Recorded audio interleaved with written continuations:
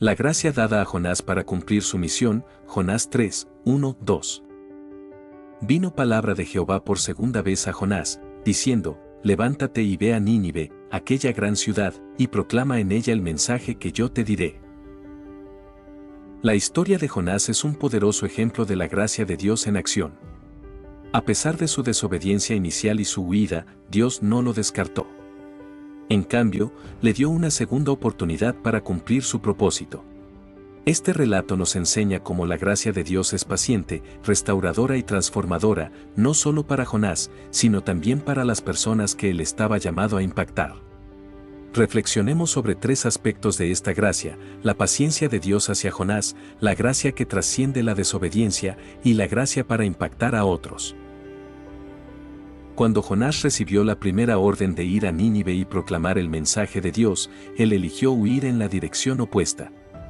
En lugar de obedecer, tomó un barco hacia Tarsis, Jonás 1:3, mostrando no solo su desobediencia, sino también su resistencia a la voluntad de Dios.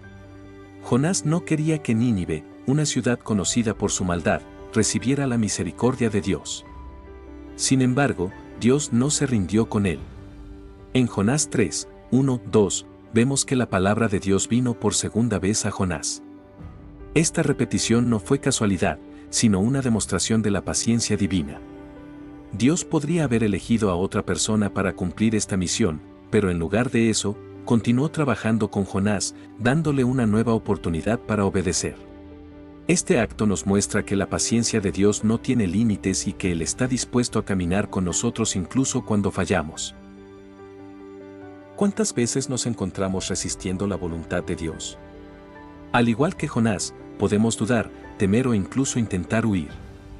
Pero la gracia de Dios nos invita a regresar, ofreciéndonos una nueva oportunidad para cumplir su propósito.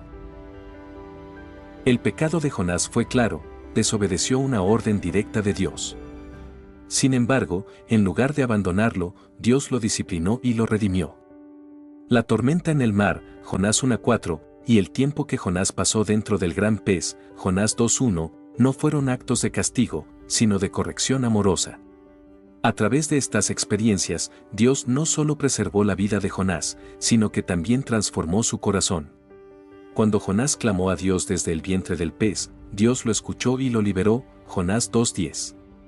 Este acto de gracia nos recuerda que Dios no nos desecha cuando fallamos. Al contrario, Él usa nuestras experiencias para moldearnos, enseñarnos y prepararnos para lo que viene. El apóstol Pablo escribe en 2 Timoteo 2:13, si fuéramos infieles, Él permanece fiel, Él no puede negarse a sí mismo. Esto refleja la naturaleza constante de Dios, quien no se da por vencido con nosotros, incluso cuando nos alejamos de Él. Dios no espera perfección de nosotros, sino disposición. Incluso nuestras fallas pueden ser redimidas por su gracia para cumplir su propósito. ¿Hay áreas en tu vida donde sientes que has fallado, pero Dios sigue llamándote a regresar a Él? El propósito de Dios para Jonás no era solo sobre él, estaba diseñado para impactar a una ciudad entera. Nínive era una ciudad conocida por su maldad, y Jonás tenía el encargo de proclamar un mensaje de juicio: de aquí a 40 días, Nínive será destruida. Jonás 3:4. Sin embargo, este mensaje no fue el fin de la historia.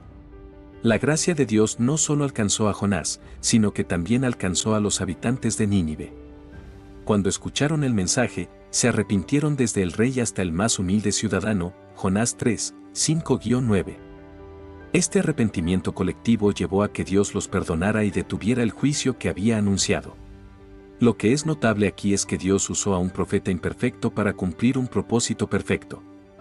A pesar de sus fallas y resistencia inicial, Jonás fue el instrumento que Dios utilizó para llevar un mensaje de arrepentimiento y salvación a toda una ciudad. La gracia de Dios no solo trabaja en nosotros, sino también a través de nosotros. Cuando respondemos a su llamado, podemos ser un canal de bendición para otros, incluso cuando sentimos que no somos lo suficientemente buenos.